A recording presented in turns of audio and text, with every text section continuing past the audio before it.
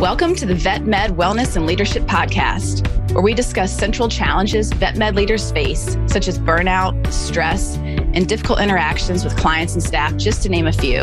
In each episode, you will hear about actionable solutions that you can apply to your practice and invitations to connect with fellow leaders who are passionate about improving the wellness of the vet med profession. By subscribing, liking, commenting, or sharing this podcast, you are helping more veterinary professionals find the resources shared in these episodes. Thank you in advance for listening and supporting this show. I hope you enjoy it.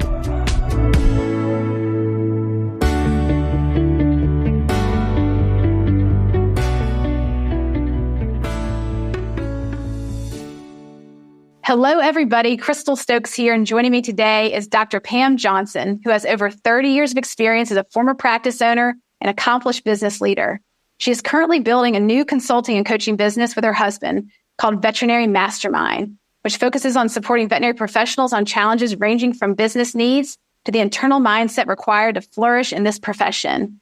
And today, we are going to talk about a very important topic, euthanasia. So, Dr. Pam, I really appreciate you being on with us today. Thanks so much, Crystal. This is a great opportunity to talk about something that I'm really, really passionate about. So thanks again. Absolutely. It's a very important topic. And hearing your story, I knew right away we needed to record this and get it out to people. It's something that we face regularly in veterinary medicine, whether you're a newbie just starting off as a veterinary technician or working your way into vet school, graduated, been in the field for 20 years, you're going to face euthanasia. I wanted to start off today with telling your origin story of your Doberman. Absolutely. I think it probably really was one of the major, I think impactful, philosophical sort of baseline for me before I ever even thought about going into veterinary medicine. Actually, I had an older Doberman with hip dysplasia, and she developed a mammary tumor, and I had it removed. And as you would expect, it came back, and she was at that point probably somewhere around 11 or 12 years old, and was even having difficulty walking around. And so when the tumor came back, I went to talk to the veterinarian about the pros and the cons, and whether I should, have this mass removed again. And at this point, I didn't know anything about, metastasis or anything like that. That was never even discussed. He didn't even think about his response. His answer was, without a doubt, we need to take the mass off. And I said, naively at the time, I said, okay. So we did that, and less than a month later, I ended up having to euthanize her. And what was even more powerful was the way the veterinarian responded to me. It was a very transactional experience for me. And there was no eye contact. There was no empathy. There was no compassion. And I just remember to this day how I felt when I had to say goodbye to my child. This is my childhood pet. And even as a young adult, as we all know, there's nothing like the loss of your first pet. And it really helped form me later. I didn't realize it at the time, but it forever had, again, a huge impact on how I approached euthanasia for my entire career, and what I didn't want for my clients to experience. That's half the battle, isn't it? You know what you don't want. Now we get to define what you do want. Yes, right. Exactly. Powerful story. And how long had you had that Doberman? So I think that I was probably eight or nine when we got her. And no, I'm sorry. I was probably 13 or 14 because I euthanized her when I was in my early 20s. So it was a long time. It was a long time. Mm. So we mentioned that word transactional, and that's where we're going to go next. The big part of your belief system now over your 30 years of experience in veterinary medicine. You still stand by it firmly, which is that you believe that the key to euthanasia, number one, is that it should never be transactional. Can you speak more to that? Absolutely. You know, one of the things I always said to my team and to myself is that if this process ever becomes easy, then it's time for me to change careers. And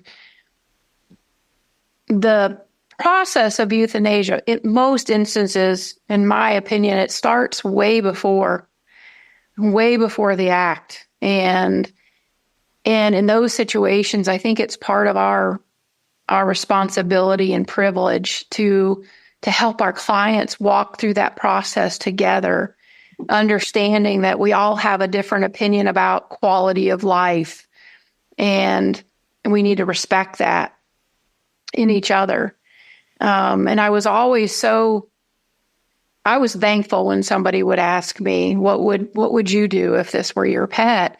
In school, we were always taught never to answer that question. I'm not sure why.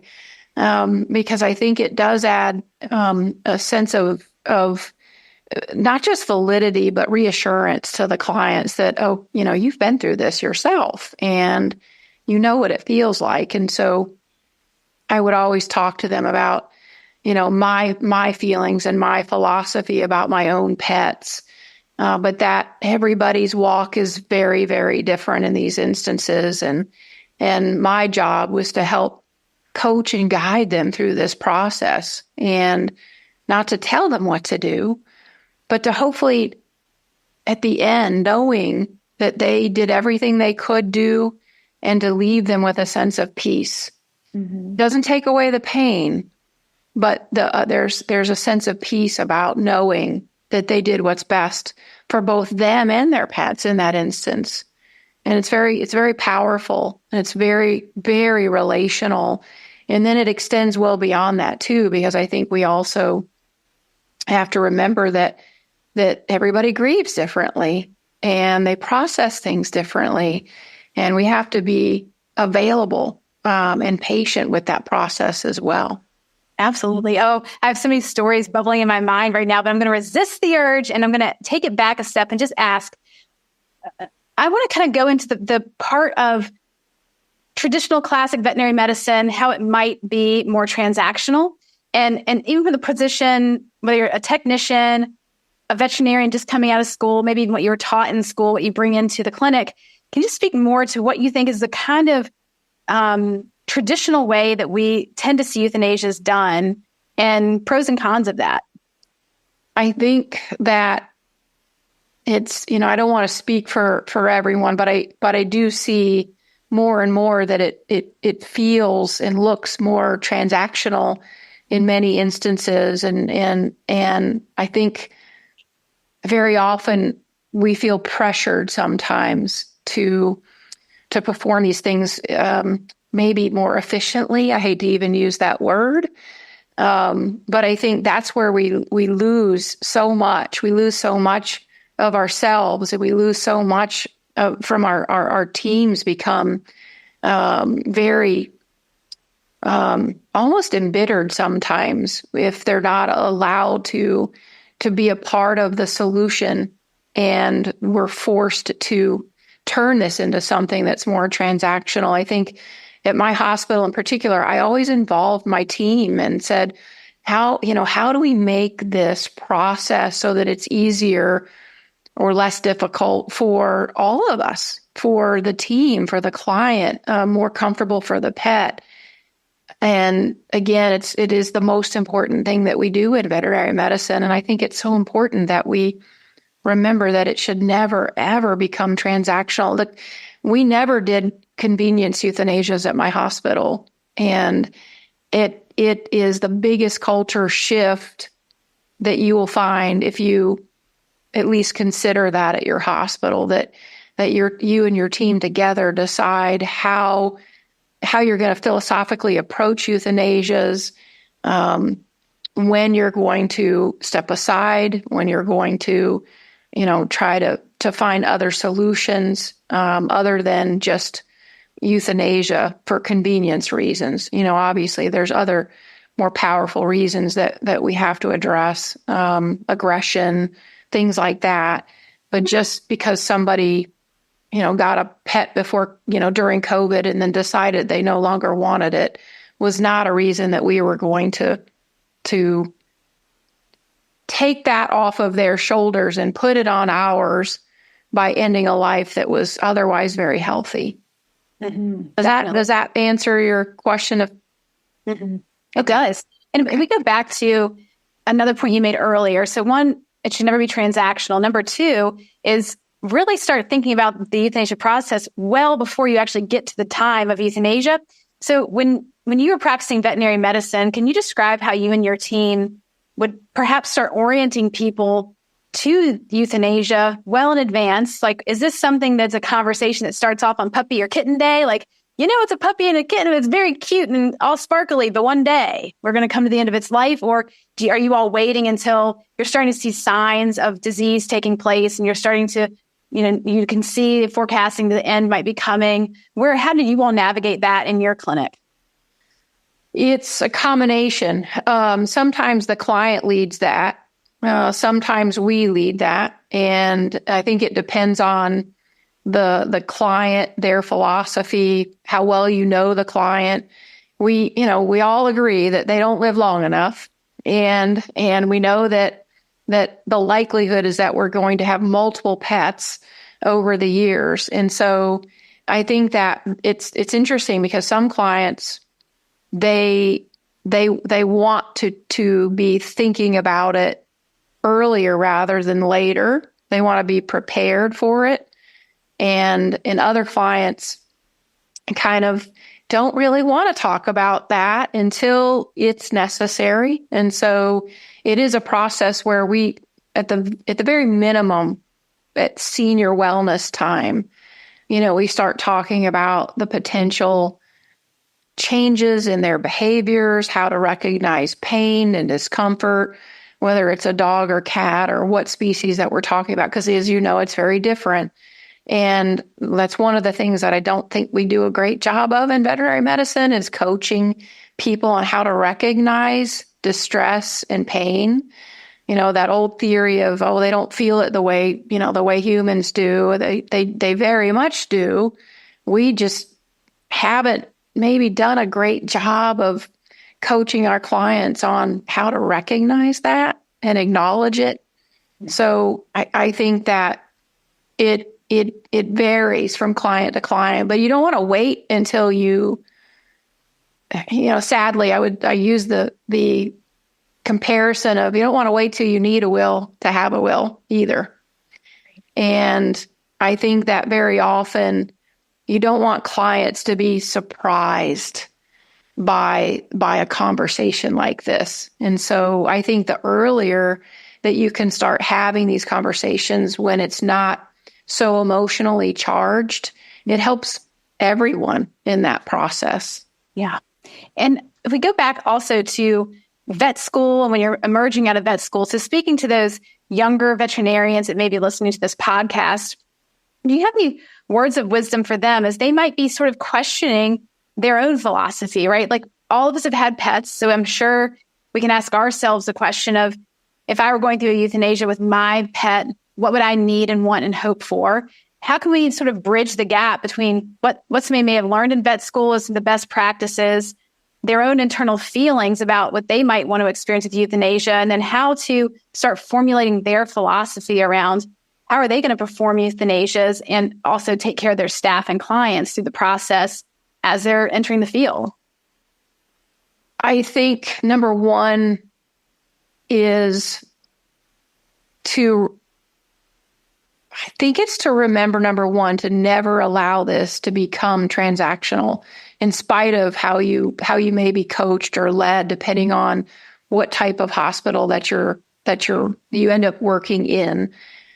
I'm not sure that in veterinary, in the schools that we're coaching the young veterinarians really what this process means and what it involves. I think we all have maybe a false image that we're going to euthanize an animal every 2 or 3 weeks, when in reality, we don't really go a day most times without.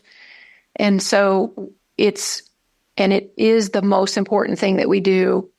And so I think that I would love to see more coaching on communication surrounding euthanasia, and surrounding empathy, and the difference between empathy and compassion, and the balance between the two when they're in school, and to trust your instincts, I think is a big part of that. Trust your instincts.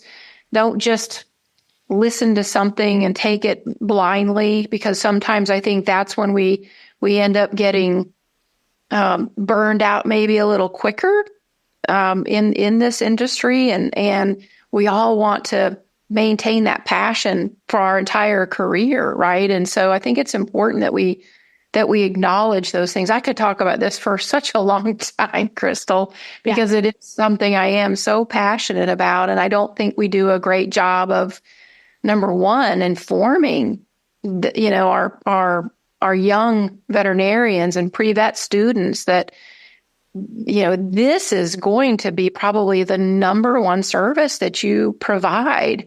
And it is, I've never been thanked more. Even with the lives that I've helped save, by far, it was how we walked through that process together that gave me the most appreciation from my clients over the years. And if you don't love that part of veterinary medicine, if you don't love people and can't connect with people in that way, I sometimes wonder if maybe there's a veterinary medicine, as you know, there's many, many different directions you can go in. General practice is just one. Mm-hmm. But I think it's important that we all realize that this is a big part of what we do, and we really need to get it right.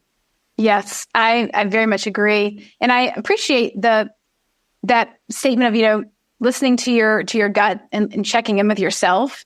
I think that this is also where I'd like to see more synergy and overlap between mental health providers, coaches, and veterinarians. Our team is a mixture of social workers, psychotherapists, and DVM coaches. And in this conversation, if someone were to come in to ask about, how do I deal with euthanasia, right? It's ruining my spirit. I come in, I feel stoic, I feel cold, I feel like I'm just walled up inside of myself. We're a very busy practice. It is transactional. We have to get them in, get them out, and I can't do it anymore. That burnout that starts setting in, the compassion fatigue, all the drain. How do we work with that? And I think with a mental health background, being able to really help educate veterinary professionals about the importance of tending to the emotional side of this, that grief is unique to every single person, including the person that may not even, the doctor having their own experience of grief of a pet you may have known for 10 years, or just having to be witness to somebody else's loss. Same thing for your technical staff, same thing for the client in front of you. I think giving people permission to unpack that and work through it, it can feel overwhelming at first. Like even this conversation, it's a big conversation. We could easily talk 3 hours on it. I think that one of the take homes is that if you're in a place where you're struggling right now with where you stand on euthanasia, how you want to perform euthanasias, how you want to feel about euthanasias, where they fit into your life as a veterinary professional, and listening to this podcast doesn't give you all the answers, because it won't. Talking to somebody, like reaching out to a professional that has been there and done that, to have them ask you the powerful questions so you can start sorting out your own answers, because you don't want to take just a cookie cutter answer and try to apply it to your life. It's just as complicated as death itself, and it's unique to you. It very much is, Crystal. And I think that when veterinarians are graduating and they're looking for the right fit, I think that it's really important that they define that fit.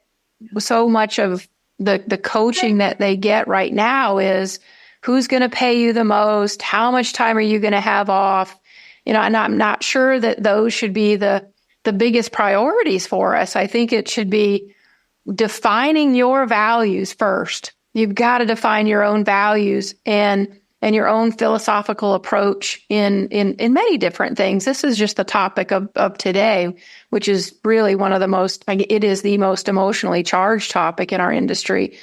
But I think it's important that these students define that and then learn how to, when you're getting interviewed, you're interviewing that hospital just as much as they're interviewing you. And you really should go in prepared and with confidence that there's certain things that are acceptable for you and certain things that are not. And the drivers maybe need to change a little bit, if that makes sense. See, Pam, I'm thinking, damn, Pam, I wish I had met you, 2 decades ago, because I was a casualty of this. I was a veterinary technician on the path to vet school. It's all I planned on doing, in an overnight ER position. And we performed tons of economic and convenience euthanasias. And I had no way to deal with it. I didn't talk to people about it. I didn't ask questions. I just had this story in my head that this is what you have to do to be a veterinarian. And that ended my career. I knew I couldn't do it. Like, my value system was 100% against that. It's just every fiber in my body, I'd feel sick every time we did it. And I look back now, like, on my childhood and the experiences we had with, euthanasias in our family or in a previous veterinary hospital I worked with. It was just managed so differently. I have a really good memory of when I worked for a general practice. It was a mom and pop kind of place, wonderful, wonderful clinic. And we had a long-term client call in with their big standard poodle that we knew was on its way out. And it was time, and it was on a Sunday. So the doctor called, myself, one other technician, and the doctor. All three of us came in, provided the euthanasia. It was just such a tender time. Like, that, I think it meant a lot to him that we came in on call like that. And then the other technician actually went home with the man to help bury the dog in his yard. Just those kind of, good homeschool country people taking care of each other. I have a story of my dad where somebody called our house. My dad had a tractor, and they had a horse that had passed away, and it was in the winter. This big dead horse laying there. And they wanted to know if my dad could help. So he drove his tractor really long way, and it's very hard on a bumpy road, like on his back, drove it there with his backhoe, dug the hole for this horse and helped move the horse in, and stayed with a woman. And I remember she tried to pay my father for his service, and he was like, absolutely not. Like, this is what we do. And just those moments of, like, community coming together. And it's such a strong memory to me, these moments of animals passing away in that transition. That really means a lot. It does, and I don't want us to lose that, Crystal. And I think that the more we create a sense of awareness, and the more we as veterinarians and veterinary paraprofessionals, I think, take a stance and say, this doesn't feel right, this doesn't feel good, and we need to, again, be more strict about what we're going to accept, what we're not going to accept in our industry. And I worry, or I'm concerned, that we're maybe not headed in the right direction when it comes to those types of things. And frankly, I don't want us to turn into human medicine, where it's, I just recently had an experience myself with my husband that just would make your skin crawl, in terms of the lack of empathy and care, and just, it felt like you were on a conveyor belt. And I thought, gosh, we can't let veterinary medicine turn into this, because it's too beautiful. And we're given a gift and a privilege to be able to end suffering. And it's a gift we give to our clients. It's a gift we give to their pet. It's actually, it is a gift that our clients give to us, because if they trust you to send their pet to the Rainbow Bridge and are asking you as a veterinarian to be involved, is there anything more powerful than that sort of a trusting relationship and a collaboration that you cannot get anywhere else? Beautiful. So let's don't lose that. Right. And for those who do have some measure of control over their clinic, whether they're a clinic owner or perhaps it is a corporate umbrella, but they still have the ability to create and facilitate some of this. Can you describe, you had mentioned like having a dedicated euthanasia room and things like this. Can you paint some pictures for those listening that might need inspiration or need ideas for how they might take the arc of this from the early stages of having those conversations all the way to the very end of what are some ways they could bring this into their clinic to support their staff and their clients? You know, what I found was the best process was really involving the team. And we would sit down together and talk about this as a team. And everyone had some beautiful, beautiful input on what it should look like and how it should feel, from the lighting, you know, to the ambiance of the room, the colors in the room. And I think that you can take, even if you have a small hospital, you can create a small space for those things, for, you know, communication with clients in a quiet area in most instances, and or create it for the moment. Even if you have a small hospital, you know, you can have sort of all the things that you might put in a room temporarily for that event. Mm-hmm. And I think clients very much will appreciate those things. But I think it is the biggest culture shift that you could have in your hospital, if you don't already have that in place, is get your team involved and they'll guide you. They can't wait. Now, I'm smiling right now because I have this one staff member. I'm so proud of her. She's in reception. She owns a huge part of that euthanasia process. Like, it's her. She's a pit bull. She got her teeth. She's like 9. She loves it. She's, you know, it's when we send off like the paw prints and the ashes coming back and just making sure it's all done well, quality control, how it's delivered to the person, the words used. Like, she's so empathic and she's so good at it. And it's really a beautiful thing to watch. There's you just nailed it, because there's always one or two people in that hospital that just want to be the champion. And that's what, oh gosh, it just touches my heart so much to even think about just that somebody wants to take that on. Because I can guarantee you there's at least one person in your hospital that would take it on with honor and a privilege to make this transition for people and their pets, is, you know, to decrease that stress level as much as they possibly can and create a sense of peace. Yeah. That's beautiful. I'm going to segue just a little bit. This is something else that you had mentioned in our previous conversation, which is how you noticed about, I think it's maybe 10 years into your career, you started to feel a bit of heaviness. And you were like, what is that? Can you tell us that story? Yes. This is actually something I hope millions of people hear, because it was a very powerful watershed moment for me in my career. I was around 10, 11 years in, and I started feeling just this sense of blueness and just heaviness, and I couldn't put my finger on it. And then finally, I thought to myself, oh my gosh, I'm having to have these conversations with clients whose pet I saw from the very beginning and now at the end. And it was happening. It was cyclical, right?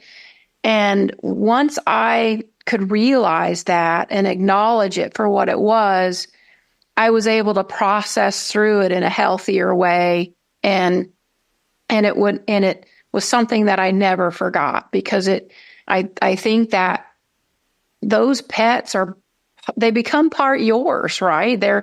Even though they're someone else's, if you followed them through the beginning to the end, you can't help but feel like they're partly yours. And so when you're having to say goodbye, you're having to say goodbye, not just help the client with the pet, but you're involved in that process. And then finding a way to grieve in a healthy way.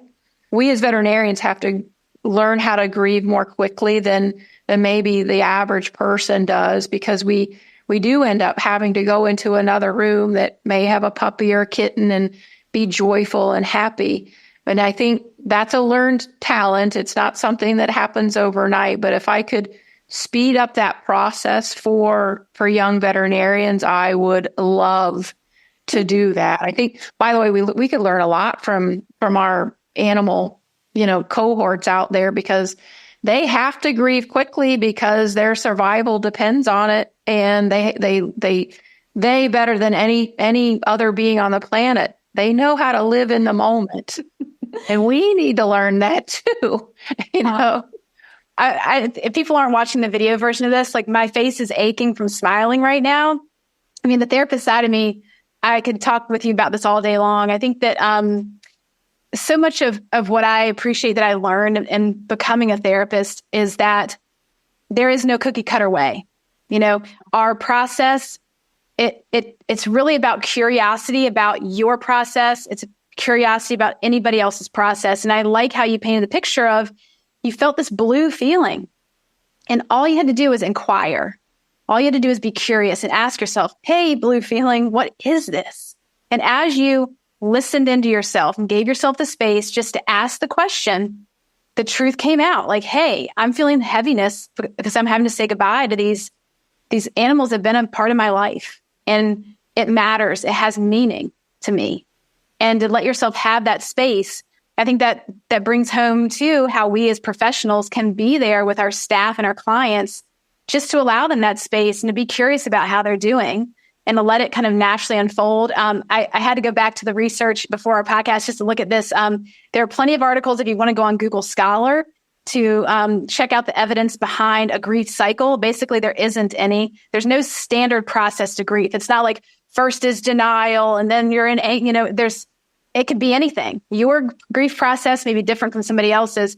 Some people say they'll have grief for their whole life. That it just decreases in intensity, but it never goes away. Some people feel like it actually does go away. It's unique. So I want to say to the process of grief, as well as all emotions, they have cycles to them. They have half-lives.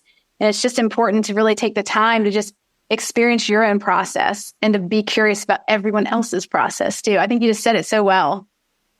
It's the other group of people that I think we could learn from are senior citizens, because even as a child, I always was so fascinated by how wonderfully and eloquently and gracefully our seniors seem to get through their grief cycle.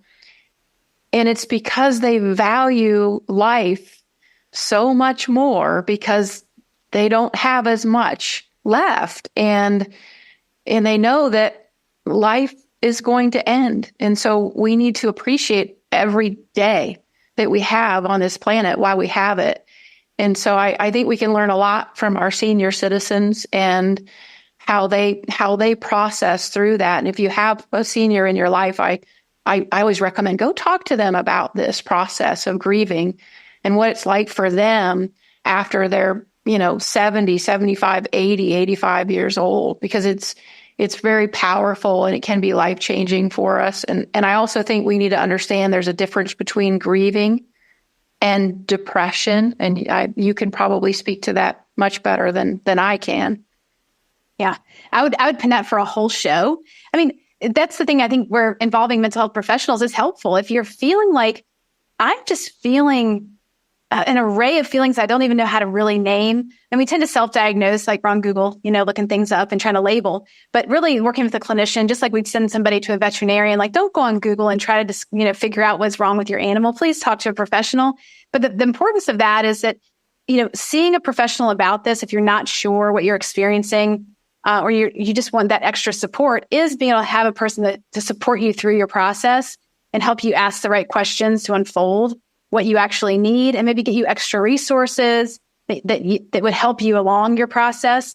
I often think with depression, when I see people in depression, of course, there's some with biological bases, but oftentimes it's a sense of being stuck and not having a way out. And that's where I think therapy can be very helpful in supporting people in discovering other ways out, other solutions, whereas grief is a response to a loss. Yes, you of all people know that, but I will tell you that I'm going to echo your words and say there's nothing more powerful than getting the right counselor, the right help when you're in need. I can't stress that enough, and that's one of the reasons why I have so much respect for what you do in our community, because I think it's so underutilized. In a profession that really, really is craving it. We talk about it.